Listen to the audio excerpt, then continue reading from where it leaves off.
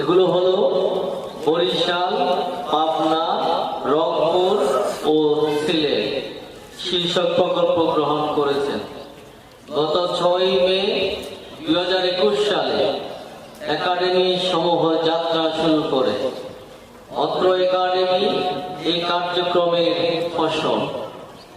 এখন থেকে সদ্য পাশকৃত তৃতীয় ব্যাচের 44 জন ক্যাডেট সিফেয়ারার হিসাবে কর্মরত হবেন এবং রেমিটেন্স অর্জনের মাধ্যমে বাংলাদেশের জাতীয় অর্থনীতিতে অবদান রাখতে থাকবেন।